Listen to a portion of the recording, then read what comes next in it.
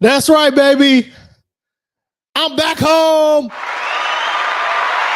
I'm back home. Hey, man. Hey, listen. When you're at your worst, Kennesaw State, I'm at my best. When you're at your worst, I'm at my best. Hey, man, listen. There are going to be a lot of points made. They're going to be, hey, man, why does this dude keep doing Kennesaw State podcast in a Louisville shirt? Because I'm a transplant, and I'm a transplant that believed in you more than you believed in yourself. But listen, I am going to turn up. I am feeling elegant again tonight. Cheers. Hey, my one glass of wine for the night, I'm sharing it with you. I'm sharing my glass of wine amongst friends, baby. Hey, let's sit at the table.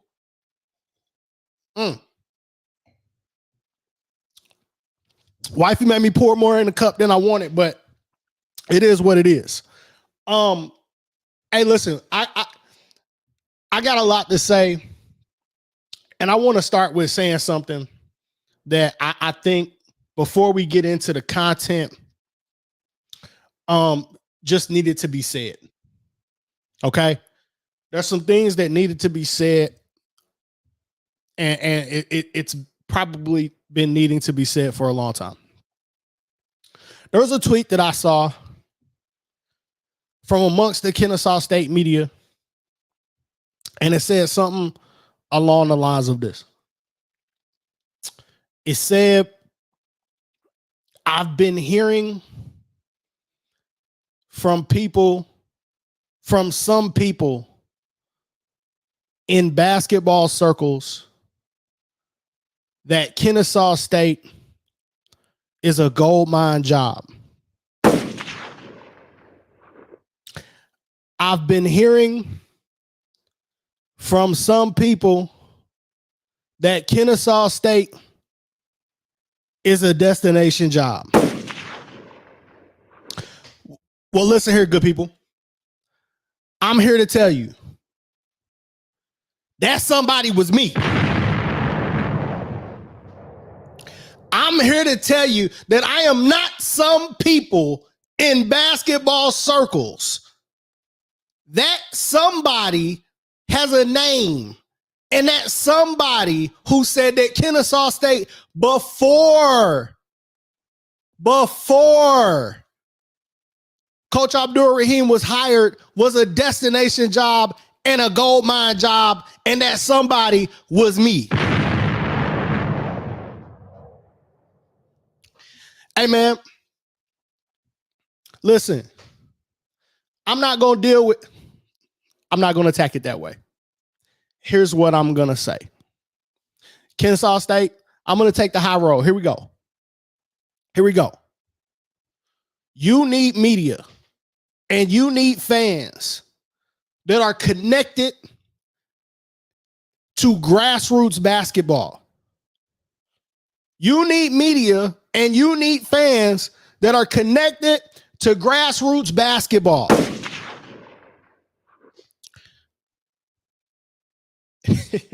Those are you. I see. So there are so many new people in here. And I'm going to drop the link to everybody. I'm going to drop the link. We're going to get everybody to join. We got some work to do first. I promise you I'm going to get everybody on. We got a long way to go in a short time to get there because I ain't going to be on for 2 hours tonight. The Love of the Game podcast was established to cover the best grassroots basketball on the planet.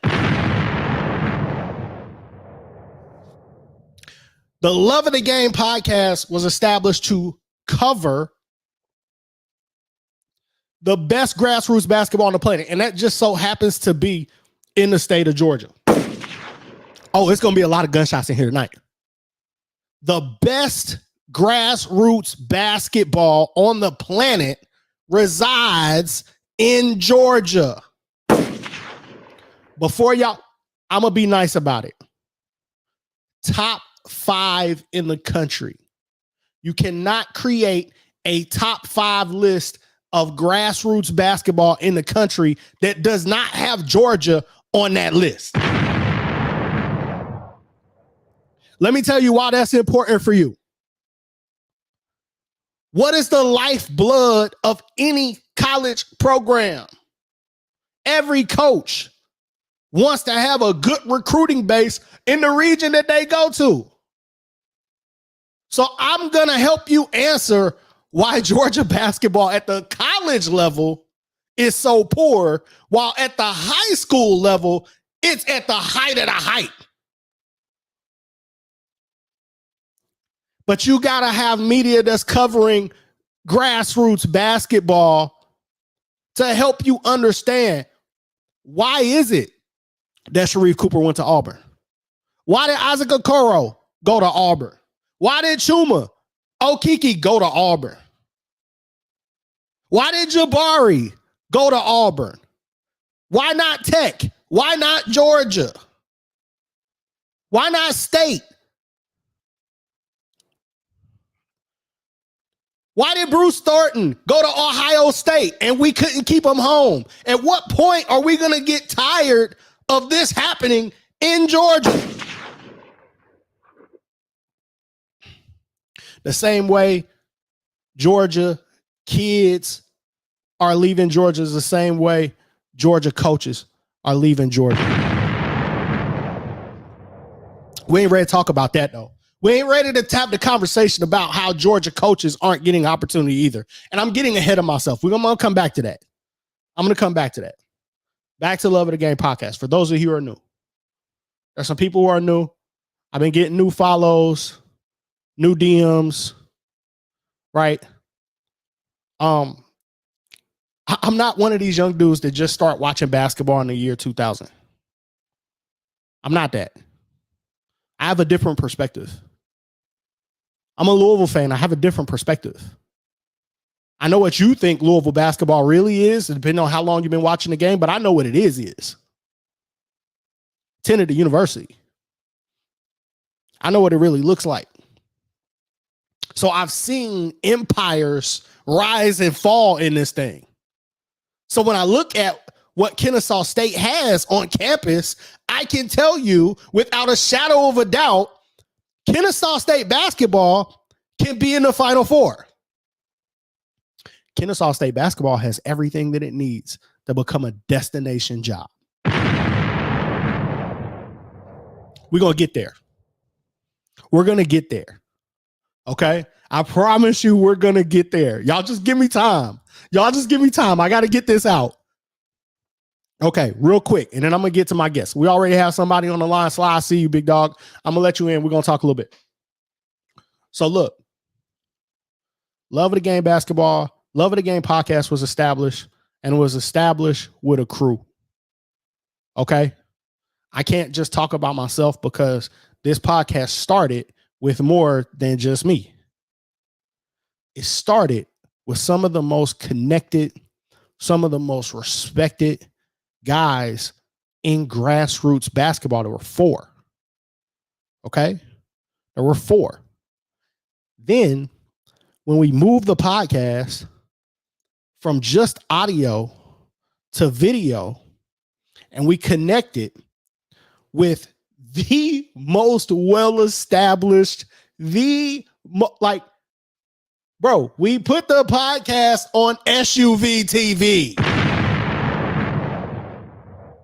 If you don't know who they are, a streaming giant in the grassroots basketball space.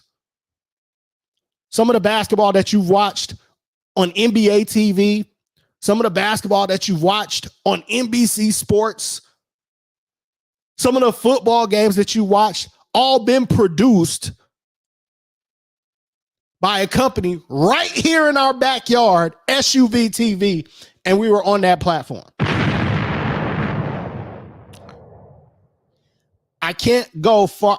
Like, I have to tell you where this came from, right?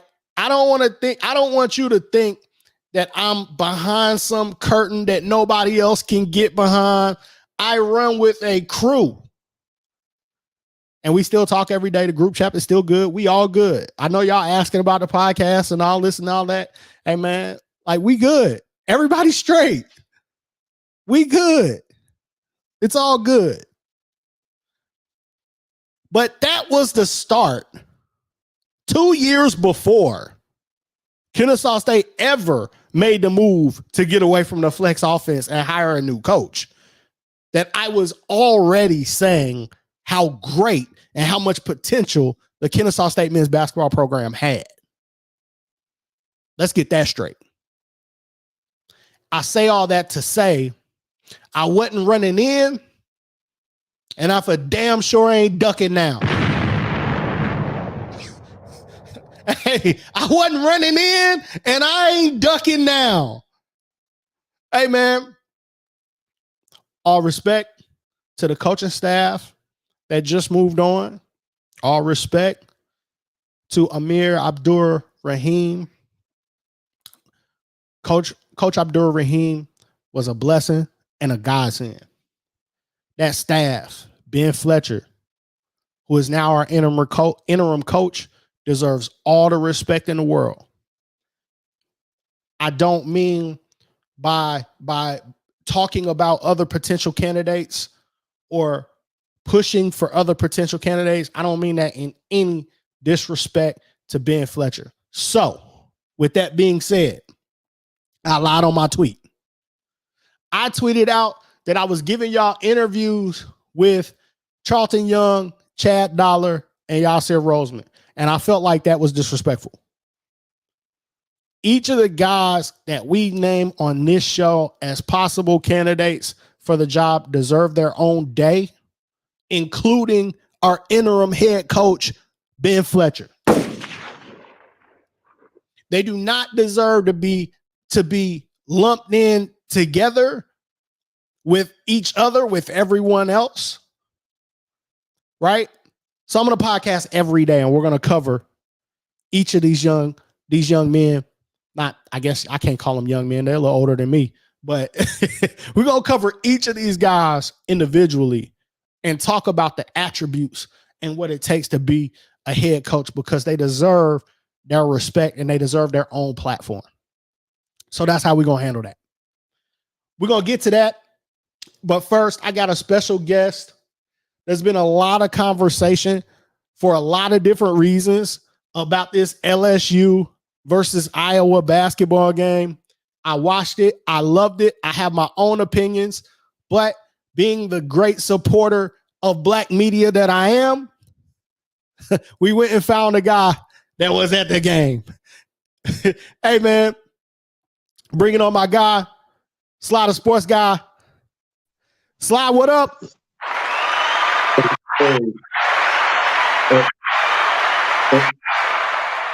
And I wanna let it be known my ballerific place I was at the game. Row F, 5 rows back. Hey man, center court. I saw you. Row F. I saw you with pictures of Doris Burke and Billie Jean King, baby. You was on another level. Nah, I'm sitting beside Doris. Now, hold 1 second. 1 second about Doris Burke. Then we're gonna talk about Billie Jean. I thought I knew basketball. Yeah, I always tell people all the time, I'm a football guy. I tell people all the time I'm a football guy. But due to SUV TV, I have called more basketball games than probably most people out there in the world. You know what I'm saying? I'm calling 3 basketball games at a minimum a week, due to SUV TV. But I thought I knew basketball, but I sat beside Doris Burke, and it was another young lady, and I cannot think of her name, forgive me. She's an analyst for ESPN. I sat beside them, and the way that they broke down the Carolina game, the Carolina Iowa game, as the game was going on, it lets me know I still got a little bit of work to do. When you sit beside somebody on that level, who that is their job, and they're making, 6 figures for that job and that specific reason, man, it lets you know, man, it's a lot to learn there about basketball. It's a lot we don't know about basketball that we think we know about. But anyway, that could just be me. I could be wrong, but yeah. No, Doris Burke is an absolute gem, and she can still hoop. Yeah, and she can give it to it. And she told me. She said it. She's doing when they was giving USC all those open shots. She said, "Man, I could have scored 17 tonight." she was honest with it. She was real with it. So, but and I got to meet Billie Jean King too. As Billie Jean King sat 1 row in front of me. Sweet lady. So, but anyway, enjoyed myself there, man. What an atmosphere. I'm proud of women's basketball, man. Everything that women's basketball is, the game on the court. A lot of people don't follow women's basketball. Let's just be honest. A lot of people don't, but the popularity is just increasing tenfold, and tenfold is getting better, more popular. And Caitlin Clark, who, oh man, this girl, I tweeted, she is the future of basketball. She truly is, man. This girl, she shoots from half court. She has no conscience whatsoever. She can hoop, and she has this court vision, this basketball IQ, and the way she moves, man. She's a baller. And then they beat my Gamecocks. I'm a loyal Gamecock fan to the end.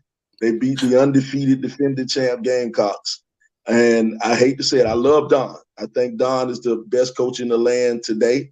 But, a lot of debates were going on, especially in my Facebook group, or my Facebook. So let me ask you about that. Because Don made some statements after the game about things that get said about her team and how they get addressed by the media. What were your thoughts on Don's comments? It's definitely a double standard. It's real. It's real.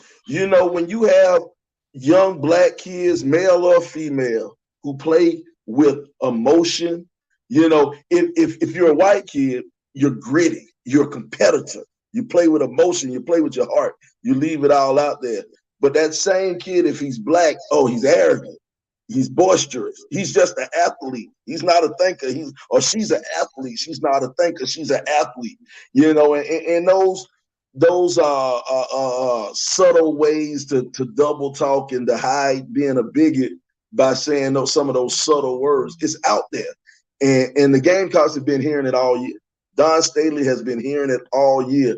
They've been calling her team thugs. They say they're somebody said it's like going in an alley fight or something like that, playing with them. They are aggressive. One thing about University of South Carolina, they're big. They're really big. Aaliyah Boston, she's about 6'5". Coming off the bench, Camila Cardoza, she's 6'7". Victoria Saxon's from Rome, Georgia, right here in the state of Georgia. Saxon's 6'1". Bria Bill, 6'1", 6'2". They're a big team, so they play physical. They can't shoot a jumper, though. That's a problem. They can't shoot a jumper to save their life. But you hear all this stuff about them being bullies, being too aggressive. But when the others do it, well, my man Finesse two times say, I don't know the ratings on the show. I don't want to say the whole thing, but he say when they do it, it's cool. When they do it, it's cool, But so when another team plays like that, they're smart, they're heady, But when Dawn does it, she's a bully. They have bully balls, so it sucks. I want to talk about that because I heard comments from a couple of people. They tweeted out about some of the fans in the arena and kind of the racially charged comments and stuff that came from inside the arena. Did you see any of that? Did you feel any of that? Or what was your experience from inside the arena today during the Iowa LSU game? I can't say that I saw it. I was in the good seats. I can't say I saw it. But it is Iowa. You got a team full of white people playing a team full of black people. It is what it is. You can't avoid that. You can't avoid it. So, I'm like when, Chris Rock made a joke. He said, I don't understand why y'all shocked when y'all see racism. It's like, I'm shocked when I don't see it, So I'm pretty sure it was probably there, but I can't say that I saw it. Not where I was at, not where I was sitting. Because the section I was sitting in wasn't when where I was sitting, it was a lot of the free and comp tickets that they give to the celebrities or give to personalities and stuff like that. I happened to be in that area, so it was a lot of people that was neutral. And so, but I'm pretty sure, like, I'm gonna be honest, the Final Four is a great investment too for people, because what happens when you buy a Final Four ticket, you have to buy the Final Four and the championship game. So what happens, that championship game, you have the two teams that lose, a lot of their fans just sell the tickets. And here's something else. Those resale tickets for the women's game were more than the resale tickets for the men's game. It was more expensive to watch the women's game than it was the men's game for the first time in history. And so what happens, I wasn't really in the mix of the fans. I wasn't really shoulder to shoulder with the avid supporters of the team. So I didn't hear it first up, but I heard the same reports you heard. But it was loud in there, man. It was loud, man. They had the American Airlines Center, both teams, both fan bases, because them people from Louisiana, they crazy anyway. They get to it. They get to it, and then you got Iowa. What is it to do in Iowa? It ain't nothing to do in Iowa, but cheer for the Hawkeyes. So they going for their people. They going strong and going hard for their people. So let me ask this question then. Let's get to the gameplay, right? Obviously, at the end of the game, Angel Reese, the Bayou Barbie, I love that nickname. Absolutely. Gave Caitlin Clark a little trash talk, and there's been a conversation between what Caitlin Clark did to my Louisville Cardinals at the end of the game, right? Telling Haley Van Lith, shut up, you down 15, that type of stuff. There was some comparison between that and what Angel Reese did. The narrative that got put out there was Caitlin Clark is not a trash talker. She just responds to trash talk. What you were there, you saw the game, and I wanted to hear it because I feel like I know better, but you were at the game. You were there. No commercial breaks. What did you see happening on the floor? When you're as good as Caitlin Clark is, you give it. She can give it like the best of them. She talked that game, and you see it. I'm down there on the court.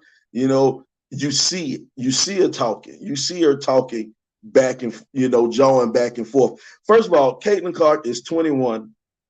Angel Reese is 20. They're still kids. They are still kids. Kids are going to talk. They're going to talk trash. That's what kids do. And then, not even being kids, they're competitors. Both of them are competitors, and they go hard. So they're going to talk trash. And Caitlin Clark, she ain't afraid to talk. She talked all game long. Angel Reese, she's definitely not going back. She's from Baltimore or Baltimore.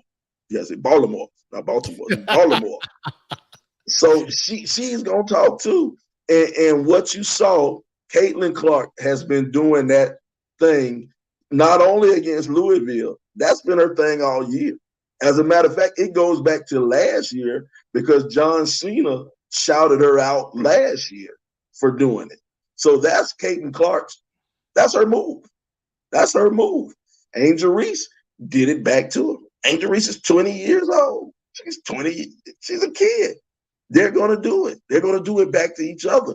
And here's the thing. I bet you behind closed doors, if you ask Caitlin Clark how she feels about it, she'll say, I don't care. I'm going to get them back next year. Go ahead. I felt like in that game, the only thing that I wish I would have seen handled better was actually the officiating and not the players themselves. I felt like the technical foul against Caitlin Clark was bogus. I felt like some of the foul calls kind of kept her at bay. Well, here's the thing about that tech. That tech was a buildup. She got that tech because the two plays before and the play before, she was jawing to the ref. She was and see, this is what people don't see. If you're watching it on TV, you got that camera angle, and the camera's always on the ball. So a lot of stuff happens off the ball. And Caitlin Clark was talking to the ref and complaining to the ref because she felt she picked up some unnecessary fouls or she was fouled, and LSU was setting some screens on. They were setting hard screens. And so Caitlin was complaining to the ref. And so the ref finally had a chance to tee her up. And I think the ref's ego might have got to her and gave her that tee, gave her that tech. That was an unnecessary tech. If anybody should have got a tech tonight, I'm going to be honest, it should have been Kim Mulkey, the coach. Yep. She should have got a tech tonight because she was on it. She was on them refs all game long. And she, as a matter of fact, it was one time she was yelling at the ref so bad that she was on the court as the ref was trying to run down the court. She got in the ref's way and the ref bumped her trying to get down the court to get to her position. And the ref didn't give her a tech then. So, I think that Mulkey should have been the only one who got a tech this game, to be honest with you. And for it to be a championship game, I thought it was a horribly officiated game. I thought it was horribly officiated because it seems like they let all the fouling, anything underneath, if it wasn't blood, they wasn't calling a foul on it underneath.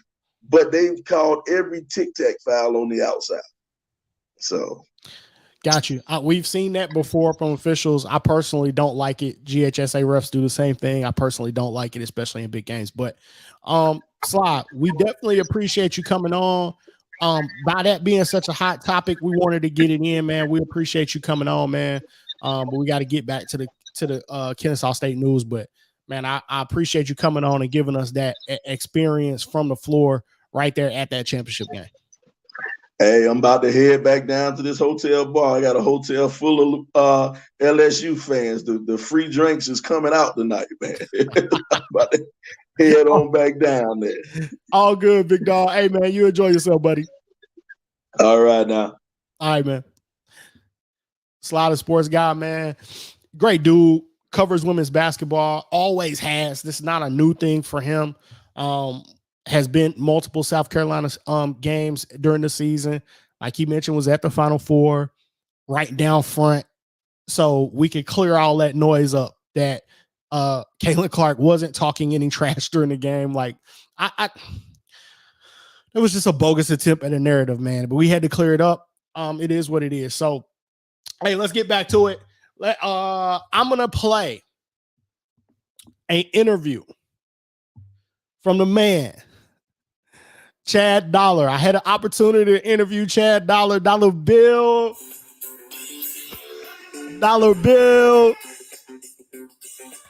Hey man, had the pleasure of interviewing this gentleman when he worked at the University of Georgia, when he was an assistant at the University of Georgia. He's now the associate head coach at University of Cincinnati. And I wanted to do this because we threw out a bunch of names at you last night. And sometimes I talk about these guys because we've known them for so long. I talk about these guys as if you've had the same experience with them that I've had.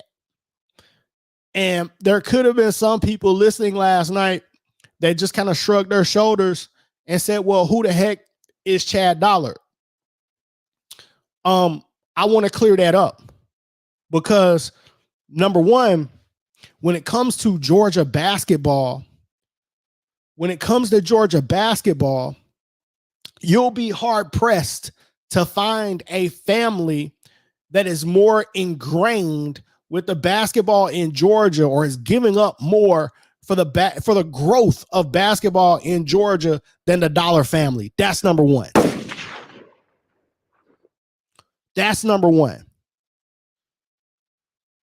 The Dollar family is basketball royalty in Georgia. Basketball royalty in the state of Georgia. Chad Dollar's father, his dad, legendary high school coach, and also one of the godfathers of AAU basketball in Georgia. Brother played at UCLA. Chad played at University of South Florida. We're talking about a family that has repped Georgia basketball back when all you guys cared about was football.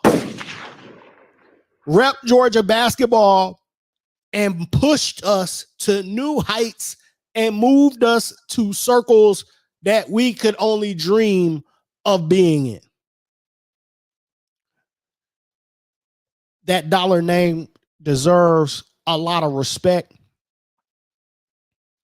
Chad represents that name extraordinarily well. He's had an impeccable career. Chad joined, and I'm just going to read a bio real quick again for those who don't know him. Joined the University of Cincinnati in 2021, May of 2021 as an assistant coach.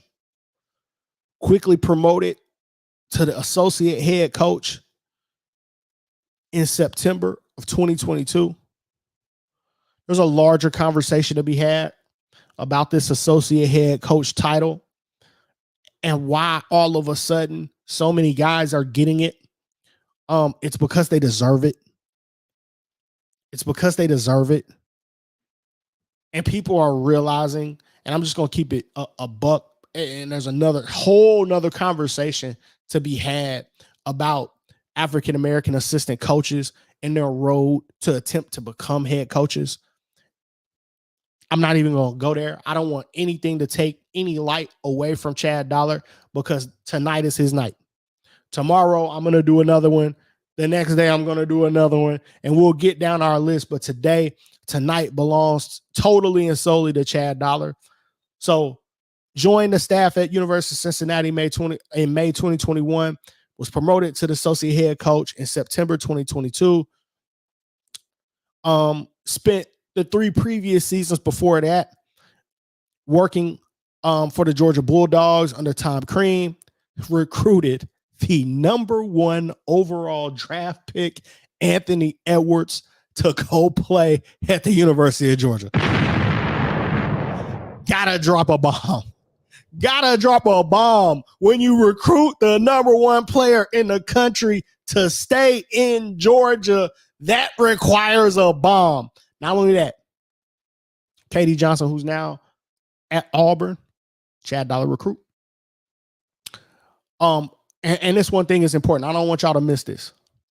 Sahvir Wheeler, under the tutelage of Chad Dollar, had his best season as a collegiate player. See, y'all don't understand that. Only thing y'all talk about is the head coach. So you don't recognize the work and the effort from some of these assistants and how much they matter. When you want to talk about what's the difference, Kentucky and Georgia is in the same conference. So if Sahvir Wheeler, while at Georgia, can break the freshman record in assists in one season, got the freshman record for assists with 139 assists, and he ranks number 14 at UGA all-time single season assist leader. Maybe it's because of the young guy that recruited him, who was also a point guard that could teach him how to play the position. Got to put some respect on his name. 2016, 2017, he was at Auburn. Was also at Georgia Tech. Was also at Wichita State. Every place he's been along his illustrious career, success has followed. Recruiting accomplishments have followed. Tournament wins, whether it's NCAA tournament or NIT, have followed at every stop Chad has made. Got to put some respect on that man's name. We're going to get to it. We're going to get to it. This interview that I'm going to play for you is a few years old, several years old. This is back when he was an assistant at Georgia. So it's about 3 years old. This is the reason why I say, man, we got to pay attention to who's getting what kids to go where. Because we talked about Milton Overton, our AD, in Overton we trust. We talked about him having that list in his drawer. Just in case you lose a coach, you got to have a list in your drawer. If you're not paying attention to grassroots basketball, if you're not paying attention to the high school basketball in your state, especially when your state produces as many pros as Georgia does, how you gonna know? Right? How you gonna know who you hired? That's why I see so many people in our fan base at Kennesaw State panicking about who to hire. There's so many options. But we're going to get there. We're going to get there. We're going to pick up in the middle of this interview. I'm going to play some of it. I may not play all of it, but I'm going to play some of it. And I'm going to pick out some of the pieces that I feel like are important. And we're going to have some fun. We're going to have some fun. So this interview picks up probably about 30 minutes in. I'm going to play some of it. I won't get through all of it. It's going to be a little bit lengthy, but we'll do some stuff. I want y'all to get to know this man. I don't want these people to just be names anymore. Right? I don't want these guys that I mentioned to be names, because there's a bigger relationship. And I want you to get to know him the way I feel like I know him, so we can start having intelligent conversations when we talk about our opening. Here we go. Here we go.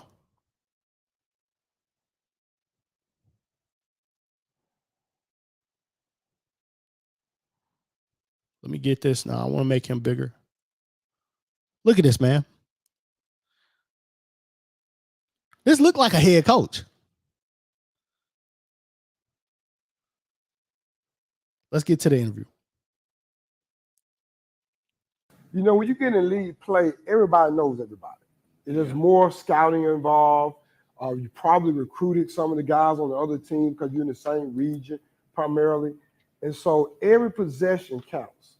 Every possession counts. And having a young team like we have, Cheers. we are starting to understand that even though we're 2-8 right now, we're starting to understand that. Defensively is something that we definitely have to get better at.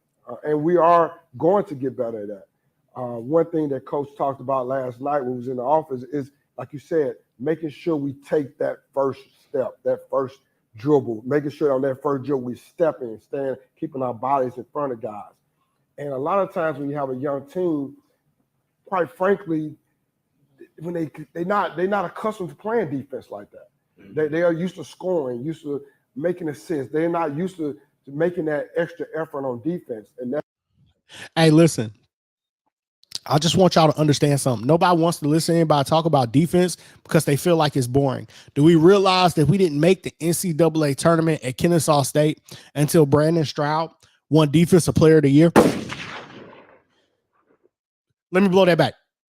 We didn't make the NCAA tournament. We didn't win the conference until we had a player that won Defensive Player of the Year. Let's go. That's something that we're going to continue to get better at as we move forward. And one thing that is so important, there's still a lot of basketball left. Yeah. You know what I mean? I tell everybody, like, it's basketball. You know, if we was in football, you see, you know, you might not make the bowl game. But in basketball, it ain't never over. You know what I mean? And so as we continue to move forward, our guys have to understand that. They have to keep pressing forward. And I truly believe that once we do that, we'll be fine. We'll be fine. I mean, I'm looking up and down at the past games. I don't think there's a team in your league that you can't beat. No question. No question. I tell our players this. I tell people I talk. We can beat anybody, and then we can lose to anybody too. You know what I mean? Right. That's kind of how the league is. That's how. So I feel very confident next time we got a chance to win that game. You know what I mean? We got a chance to win this game, and so we just going to continue to build a. That's the one. A lot of people got to understand the process too. Mm-hmm. You know, when you building a program, it just ain't gonna happen like that all the time. Yeah. There's a process, and I think that because we did have a really good recruiting class, and we did get Anthony Edwards, everybody thought the process was gonna be like that. Hey man, this is so on point. Hey, I got a quick story, real quick, and I promise you we're gonna keep going when it comes to the process. We had just hired our new coaching staff. We hired them late, just like we're about to do right now. That's why I'm not scared. I remember the first live period. Coach Abdul Rahim was in the gym solo during the first live period. This is the first time you could go out and recruit. He's in the gym by himself because we hired him late. A little while later, while he assembled his staff, I believe we were at Corey Black's JUCO event. And I walked past because I understood process. I walked past Coach and the staff, greeted him, told him how happy I was to have him here. And then I said, hey, Coach, you know, it's going to take us about 5 years, man, but I'm down with you like 4 flats. I said, I already know it's going to take 5 years, Coach, but I'm down with you like 4 flats. Coach looked at me like I was insane. Coach looked at me like I was insane. But 5 years later, though.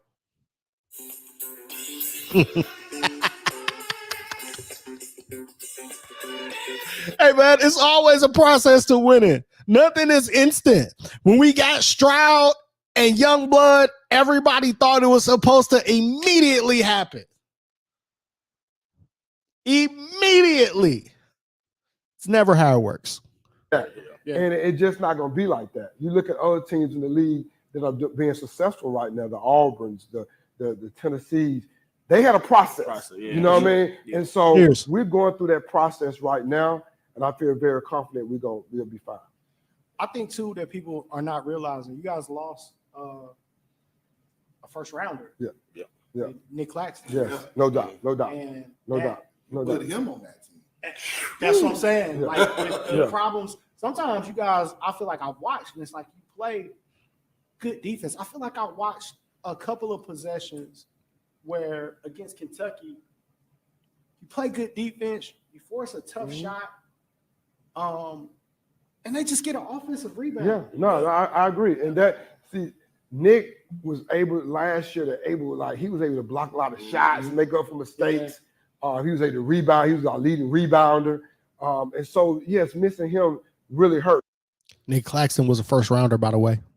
And that's the thing too. Like when Coach Cream knew that Nick was kind of like staying, Coach Cream said, "Hey, we're gonna do what's best for you. We're gonna keep doing this program, but we're gonna do what's best for you." I had plenty of coaches like, "Why y'all doing it? Why y'all letting him handle the basketball? Why y'all let's hold back a little bit? Y'all have a good recruit." Coach said, "No, we're gonna do what's best for Nick, and Nick's side do what's best for him, and then in the long term, our program's still gonna be fine." Right. You know what I mean? Yeah. And yeah, I rebounded. You know, one thing that's really happened over the last few games, Ant-Man has stepped up rebound. I mean, he had double-figure rebounds last 3 or 4 games because he know that's something we need to do to win. And so all our guys totally going to step up that way too as we move forward. Gotcha. I looked at that too as with, you guys are quickly becoming, whether people are realizing it or not, just as powerful as producing pros as some of the other schools that we look at that are well known for to get a lot of credit for it. You guys, Nick Claxton last year, Ant-Man certainly looks to be a pro this year. Rayshawn Hammonds look like he might Rayshawn be Hammonds I liked him well. a lot. Yeah. I really like Rayshawn a lot. Now I know I think you guys mentioned that he's had issues with like migraines and stuff. Yes, like that. yes. He had one last night. He had one pretty bad. And he's had them a couple times this year, a couple of migraines that really kind of slowed him down a little bit. But yeah, like you say, you know, he's another kid in state that's come from a great basketball program, and yes, he's got a chance definitely. Yeah, I've watched you guys play. It kind of goes back to that youthfulness that you talk about, and you guys have this stretch where that youthfulness comes out. Like Ole Miss, you're right there, and then it's like a 2-minute stretch where it just that youthfulness offensively. It's a bad shot of turnover, or we don't defend and get a rebound. And I think that's what we're talking about. You can go back to Missouri, they were big lead, in Florida, the Ole Miss game, or the Kentucky game, or even last night, Alabama. No doubt. Then you people don't understand like when you're so young, it's good. No doubt. But you also they haven't been in those battles. Exactly. And as you continue to press forward and move forward, as we move forward, you want to watch tape with these guys. You want to sit down and go with these areas where we have them logs where we're not scoring. You want to do that so they can see it. Then you can verbally tell them too, because kids learn different ways. That's one thing. The kids learn all type of different ways, and as a coach, you got to understand how your team and how your kid learns. Don't force what you believe or what you think, but understand that individual kid or this individual team, because every team is different, every kid is different, and every kid learns different. And so you have to look in yourself as a coach, say, okay, how does this team learn? This team might not learn like the team I had 5 years ago. This team might be totally different. And so it's up to your coach and up to the staff to really home in on that. It really is. 2 kids that I'm definitely tracking that I think will be big helps to you guys moving forward is you took a developing player, Rodney Howard, and then also Christian Brown. Love Christian. 2 kids that I think that maybe people who hadn't seen them play a lot maybe expected to see something different, but Rodney Howard hasn't been playing basketball for that long. I think he's only been playing basketball 4 or 5 years. That's it. And you know what? Listen, Chief, can you imagine if this level of talent that we're talking about, that Chad Dollar has been involved with, was in a Kennesaw State uniform? Playing at Kennesaw State would have changed Rodney Howard's entire career. No disrespect. Hey, he's doing a great job. Guys seem to hone in on certain places where there's another kid there. Mhm. You lock in. You know, you've got Josh Taylor Mhm. committed Yep. from Norcross. Yep. Rayshawn Hammonds, Yep. Norcross. Yep. Yep. Nick Claston went to Legacy Yep. Charter. Yep. Yep. Yep. Rodney Howard went to Yep. Legacy Yep. Charter. Yep. Yep. Do those relationships with those previous guys at those schools help? Oh, most definitely. And Hey, man, let me ask y'all something. The best programs in Georgia, the best high school programs in Georgia, Norcross, Grayson, Wheeler, Pebblebrook, I'm trying to think of the schools outside of East Coweta right now, Grovetown. East Coweta gifted you two incredible players, Kennesaw State. That's why I want you to understand how miraculous it was. When you have a Georgia guy that can walk into these high schools and get their best outside of this coaching staff, which is why I think the conversation, even around Ben Fletcher, is important. Outside of this coaching staff, how many times have you been able to walk into one of the top programs in Georgia and go get a kid? You have to have a guy that high school coaches trust that can walk in their gym and go get a kid. You can't hire someone and send them into Norcross's gym just because they have a Kennesaw State polo on and think that you're going to be able to go get a kid. Chad Dollar can. it kind of goes back what we talked about earlier when you look at great programs, and when you, because great programs going to produce great players, and so you always want. One thing that I learned early on in recruiting and early on when I talked to some of the guys that were my mentors in the business, you want to recruit from winning programs. You know what I mean? You don't want to recruit from losing programs. You want to recruit because you're trying to bring that mentality to your UGA. You might need to say that for those players. I'm being serious. Yeah, no. Players think it's all about numbers, and they got to win it. No question. If you don't know how to win, then it's hard to be successful. And it's not about your numbers all the time.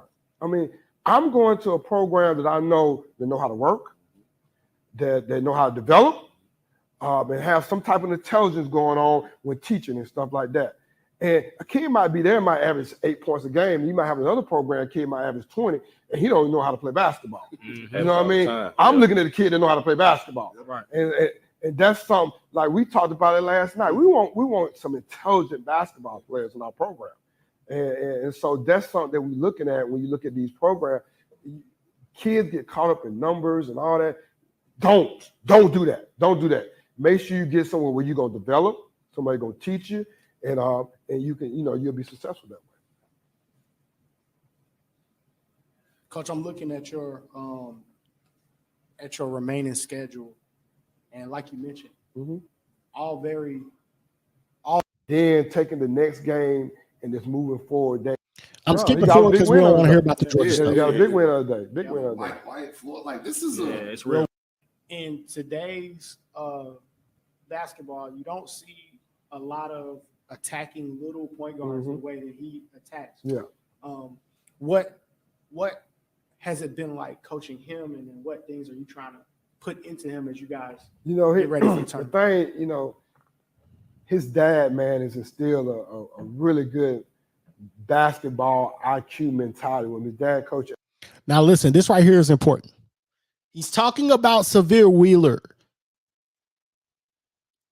The best Severe Wheeler has ever played has been with Chad Dollar by his side. Hey, somebody tell me what Simeon Cotto is.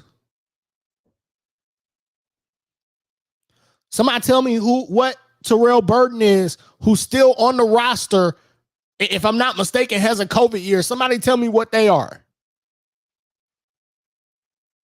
Oh, small attacking point guards, huh? Okay. to AAU, coached him all the way up since he was little, and he really instilled some things in him, man, that makes him go.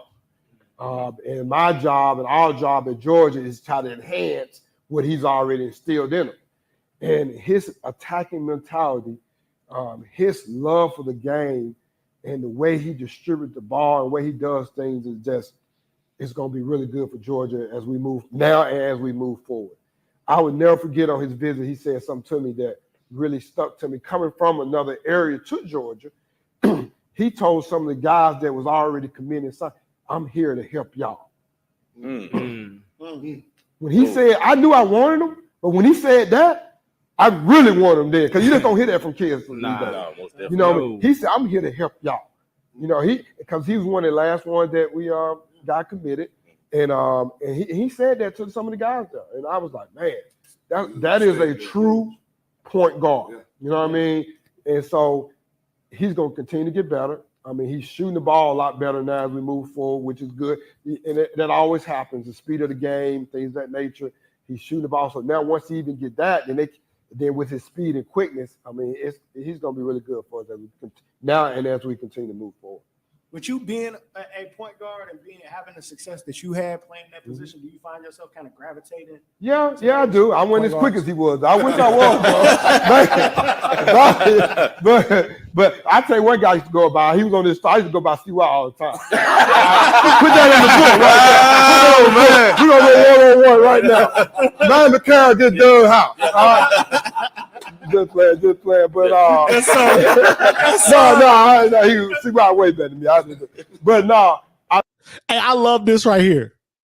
I love this right here because when you're in the gym during live period and some of the best in the business, there's a level of competition, but there's also a level of respect and camaraderie. And that's what we just seeing right here. He's talking about CY. He's talking about Charlton Young, who is now the associate head coach at Missouri. There's a camaraderie there. As former players, CY is a Hall of Famer at Georgia Southern. As former players, but as coaches and competitors, there's still that camaraderie. But after hearing what he's saying and seeing his track record with guards, we still have 2 on the roster at Kennesaw State that you might want to consider making sure that we have the right guy to lead them and push them along the way. The NCAA tournament ain't nothing about nothing more than guards and goons. That's it.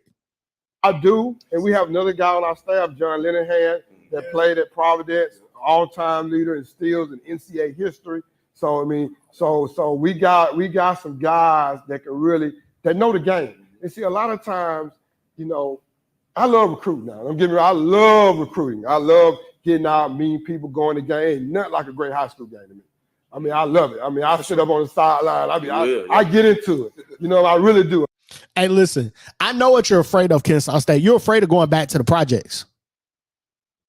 You're afraid of going back to the projects. But when we were in the projects, we never saw the head coach. Hey, man, it was a running joke in the basketball community. It was a running joke in the basketball community with the previous staff. Of course, not Coach Amir Abdul-Rahim, not Persian Williams, not Ben Fletcher, not this staff, the previous staff before they arrived, that we never saw them at any event. People would take pictures of them when they saw them, send them around in group chats. It was like seeing a unicorn. Seeing the previous staff when we were in the projects at a high school event out doing their job recruiting was like seeing a unicorn. Now we got a guy sitting right here in the chair that will probably make a great head coach for us, talking about how much he loves being out and recruiting. a really good high school game. You got it. You got it to the South. Exactly. I really do. And I think that's because of my background. My dad was a high school coach. I grew up around it. But sometimes they get lost, man, is our knowledge for the game. You know what I mean? And sometimes, like, I know the game of basketball. You know, just like I said, Coach Leonard, he knows the game of basketball. You know, you don't play at Providence. You ain't an all-time leading steal guy. You don't go overseas and don't know the game of basketball and can't teach the game of basketball. And sometimes as recruiters, we get kind of labeled that way. And sometimes even on staff, they don't even allow you to coach as much as you want to coach. They put you in a box, you know what I mean, sometimes. And so that gets frustrating sometimes. But at the same time, I really believe that my knowledge and Coach Linehan knowledge of just being point guards, and it can really help Severe as he moves forward also. Gotcha. Talking about your guards, you got another pretty good one coming in next year with KD Johnson. Mm-hmm, mm-hmm. I can't help but to go back and think of a time where guys did not leave early, and you get to watch Nick Claxton, Rashad Hammonds, Mm-hmm. Anthony Edwards, Severe Wheeler, and KD Johnson all play Mm-hmm. together. Mm-hmm. No, I know. We're not at that time anymore, but what are some of the things, attributes that you just seen in KD? Man, I'll tell you this now. That kid, Fox, I'm gonna skip then around a they little bit. have to, all of a sudden, they junior year, they come in now, you're trying to rebuild a program. You playing a totally different style of play now. First answer that comes to your head, man, let it fly.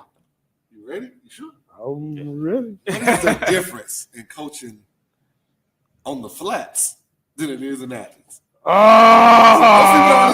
He done coached at Georgia. Hey, this is why I love this question. We're talking about a former assistant at Georgia Tech. Former assistant at the University of Georgia.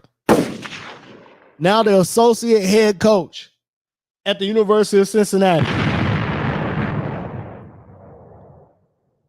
What else does he have to do to get a head coaching job or to get an opportunity? If you ain't respected at home, where can you be respected?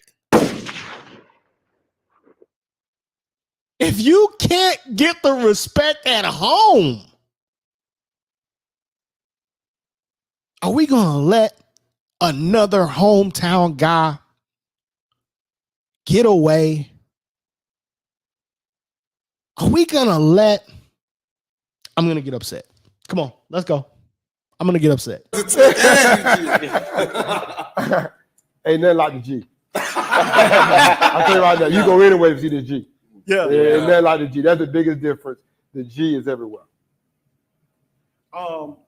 Best restaurant in Athens. Ooh, best restaurant in Athens. I'm not a restaurant guy really, but I love, man, the Georgia Hotel, man. We got a little restaurant over there I go to for lunch. It's really good. It's really good. What they serving? What they serving in Yeah, there? they got their fried chicken. You know, I'm a South guy. You know what I mean? There's macaroni and cheese. You know what I mean? Hey, man, these guys want to come home. These guys want to come home.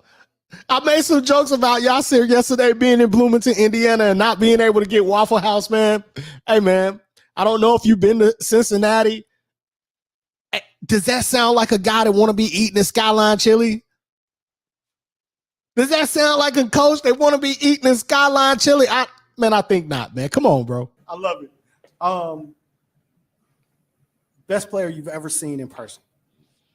Ever seen in person? I'm skipping Coach, what's around the on some most more fun here. that you've ever had coaching basketball? Just area-wise or just in general? Just in general, what's the best, like the most fun, like moment or season that you've had coaching basketball? Cheers. I would tell you, man, probably my first season as a full-time assistant, because then you wanted to be a college coach, and then you finally reached that goal. Yeah. And so it was very simple too. I lived on campus. I mean, I ate on campus. It was so simple. I ain't worried about nothing. I ain't worried about nothing. It was so simple then. And so that probably was the most fun I ever had. Were you one of the Hey, here's all he's saying is it's the purity of the game. We're talking about a coach that ain't in it for all the limelight, all the popularity, all the fame. We're talking to a coach that if nobody made money coaching basketball would still be around the game. Has been around the game his entire life, literally. I'm going to skip around some more. We got another great part in here. of those coaches that had to deal with like the reel-to-reel tapes and all that? Scouts, but you had no notes. You had to learn everything. Like, don't come out there with no notes. No notebook. You'd have been in trouble, coach. No notebook. See, here's the problem. When you do scouts, you got to learn that stuff, man. You don't watch so much of it on tape. You learn it, man. You had to commit it to memory, You coach. got to. He wouldn't let me come out there. He said, I want you to be a coach. I just don't want you to be a recruiter. He said, you're going to go out there. You're going to do the scout. Oh, man, we missed something important. Don't come out there with no notes. Hopkins at Western Carolina. Mm. A lot of them was like, again, now you got the computer, you got the video guy back there. I mean, it's right now, you know what I mean? It's so easy now. But nah, that was that's when I first started coaching. You had them, you did them scouts, and then the guy who used to work for a man named Phil Hopkins, he gave me my first full-time job, and he worked for a guy named Benny Dees. I know these names are foreign. But I worked with Phil Hopkins at Western Carolina. Mm. A lot of people don't realize I coach Jarvis and Joni. They're my dudes, you know what I mean? Yeah. They was like my first. He coached the current head men's basketball coach at Georgia State, who is also from the city. I don't know what we're waiting for. First guys I recruited, and so he made me do scouts, but you had no notes. You had to learn everything. Like, don't come out there with no notes. No notebook. You'd have been in trouble, coach. No notebook. See, here's the problem. When you do scouts, you got to learn that stuff, man. You don't watch so much of it on tape. You learn it. Every coach you work for, the way they want their scouts done is different. So you know that's the difference in when it comes to styles, even though with scouting and things. And so like, man, I was there with my dad the whole time, man, like going to all these like. Cam is a coach as well. Yeah. Here's the question, coach. Who the best coach in the Dollar House? This is great. I am. I didn't get in no, my brother say differently, but nah. You know, that was the beauty about it, man, because my mom passed away when I was younger. So it was just us. And so, like, man, I was there with my dad the whole time, man, like going to all these, like, back then they didn't have it. He was just on the cutting edge of the AAU stuff. Mm-hmm. So you had a lot of camps. Yep. Yeah. So you went to the different camps together. You went to different areas. And you had these all-star games. And you had the summer leagues back then. And so I was always around the game and always watching. And not only watching him, but watching some of the other coaches in the state. You had some of the James best. Lunsford. Oh my God, they just named the gym after him. I think. I mean, Down you in got Baldwin County. You had Don Richardson at Southwest Macon back then. You had Bell at Washington High. I mean, you had some dudes, man, that can coach. You know what I mean? That knew the game of basketball. That because they were high school coaches back then, they didn't really get, in my opinion, to do as coaches back then. And because we didn't have great, venues like we have now, like what you guys are doing to expose the high school basketball in this area. And but no, it was beautiful, man. It was beautiful. You had you mentioned earlier about Jonas and Jarvis. Mm-hmm. You mentioned CY earlier too. Y'all have to throw the jams at him, man. That's all family, man. It's all family. All family. We had Amir on the show. Yep, that's family too. Amir has gotten his opportunity to be a head coach. But I just want to discuss with you and help everybody understand yourself and CY. I've been tremendously grateful for the opportunities that you had to be assistant coach. You've been associate head coach a numbers amount of time. Mhm. What is it like as an African American assistant to try to get that opportunity to take that next step and become a head coach? It kind of goes back to what I talked about earlier, is that as a coach, you have to try your best to help let the administration see you as a coach, you know, as a basketball coach, not just a recruiter. Because a lot of times, because you do such a good job recruiting, then all of a sudden you get labeled as just a recruiter and not as a coach. Like I had one administrator came to me and said, Chad, I know you know how to build a program. I said, huh? He said, you go out there and get players. I know you know how to do that, but can you coach? Can you manage a program? He said, I know you can go out there and get players because you do that everywhere you go. Like that. And I was like, wow. I said, yeah. I'm like, man, but that was good for her to tell me because she was trying to teach me and give me some knowledge of what I need to do to expand myself so I can be seen not just as a recruiter, but as a basketball coach. And what I need to do on the court, what I need to do when I'm in the meetings, what I need to do when I'm just dressing a certain way in the office, you know? And so it was really good when she told me that. I didn't take offense to it. I just said, you know what? Thank you. You know what I mean? That you was able to enlighten me and talk to me about stuff that's going to help me in my future. And I'm not trying to pull you away from this Georgia staff. No. Coach Crean, don't get on me, Coach Crean. I love Coach Dollar at Georgia, but I just want an opportunity to say, what is it that you feel like that anybody who would consider you for a head coaching position, what is it that you feel like you're going to walk in the door with right away? Knowledge. I know I have knowledge at every level. My dad helped start AAU in Georgia. He was a high school coach. I was a Division II coach.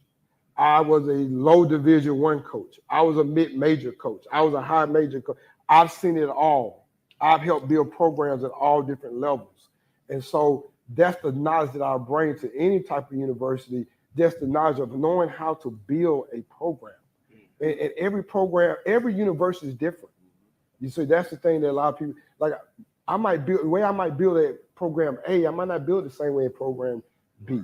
You know, and so just having that knowledge and understanding of what it takes to build a program, that inner drive to understand, and then the love you have for the kids. You see what I'm saying? Like, there's no way you can build a program you don't care about your kids. Right. Yeah. I just don't believe you can. That love kills everything. You know what I mean? Like if you don't love your kids, if you don't love what you're doing, then you ain't gonna be in your program. You can sit here, you can make millions and millions of dollars, it can be about millions and millions of dollars, but if that kid don't know you love him, then he ain't gonna go through that wall for you. Right. You might have all the basketball knowledge it is. You might can draw up all the plays. You might be the best guy with the scouting. You might be the best guy that can sit here and draw the last second player. But if that kid don't know you'll go through that wall for him, that's a problem. Yeah. That's a problem.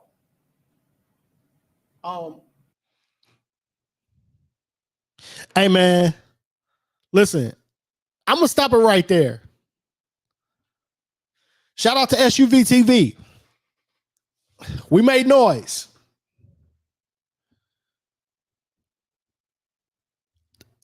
He talked about his ability to recruit and how much he loved recruiting. We saw his ability to develop talent when we talked about Severe Willard and the point guard play at Georgia. He talked about his lifelong commitment to the game of basketball and how much the game means to him and how much he comes from a family of coaches. It is their profession as a family. When you are a dollar and you go into the family business, it means that you're a coach. It's what they do, literally. I know that's the thing the kids say, oh, this is what I do. No, literally, when you're a dollar, it is what they do. Last thing, we just had a coach, most successful coach that we've had in the program history. And he was exactly the same thing that Chad Dollar just said. His kids knew that he cared. The final message on that board when we lost in the NCAA tournament was love wins. Tears of joy. Do you guys not remember the speech?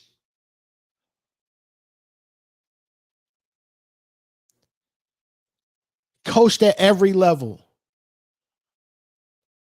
He's been at all the other top programs in Georgia.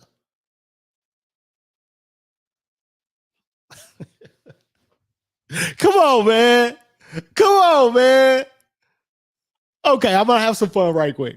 Listen, I don't own any Kennesaw State gear. I don't own any Kennesaw State gear, but I'm telling you what. I'm showing up.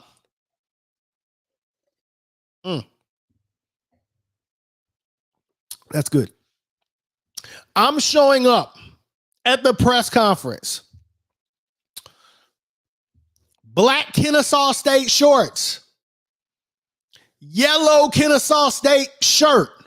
2X, please. And a Kennesaw State flag draped around my body. Everybody telling me we can't go get Dollar Bill. I'm going to tell you, you don't have enough faith. You don't believe in the program like I believe in the program. So when I drape that Kennesaw State flag over top of my shorts and over top of my Kennesaw State yellow t-shirt, I'm going to lead us to victory. I'm going to stand in the student section doing this number right here. Let's go. Hold on. We're going to have some more fun right quick. Hold on. Here we go. Here we go. Hey, man, y'all so ready to go back to the projects, man. I'm not going. I'm not going back to the projects. We're going to Conference USA. We're going to find the money. We're going to Conference USA. I'm not going back to the projects. In Overton, I trust. We're going to get the right coach. Here we go. Hey, just see me with that flag draped over. KSU, KSU, KSU, KSU, KSU.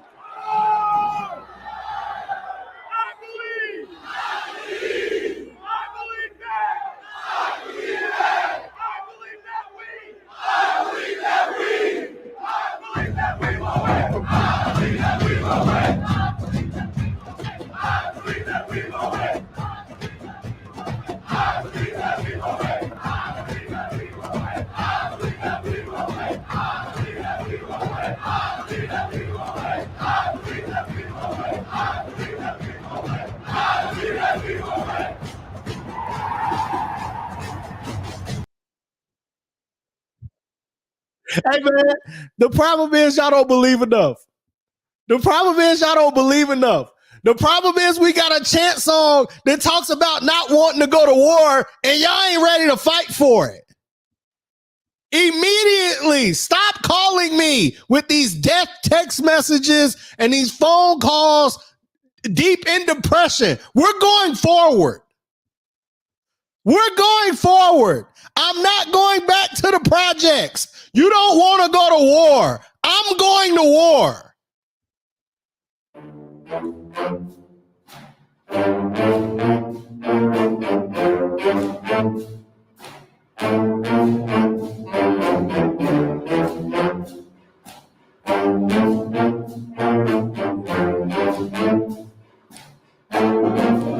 Cheers.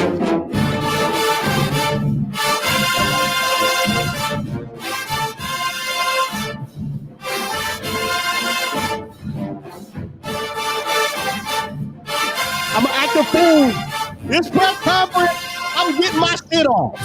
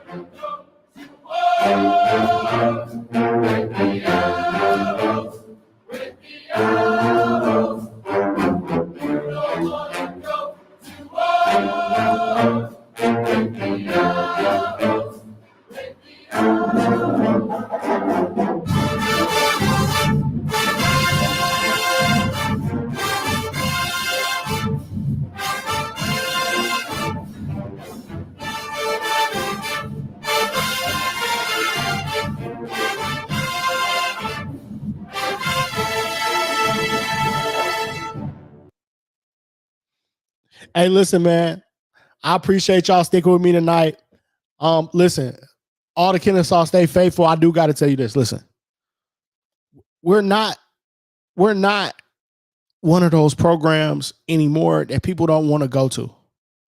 We're not one of those programs that can't. All I hear from you is we can't get the money. We can't. Nobody. Y'all so ready to run back to the projects. I'm not going. I know what we have on campus. I know what the potential of this program is. But you got to go forward. You got to get the right guy.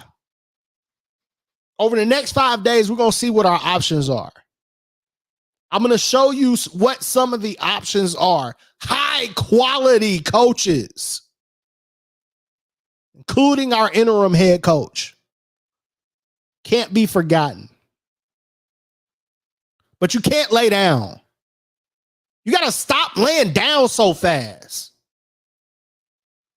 What Coach Abdul Rahim did wasn't a fluke. He just showed what I've been saying would happen was actually possible.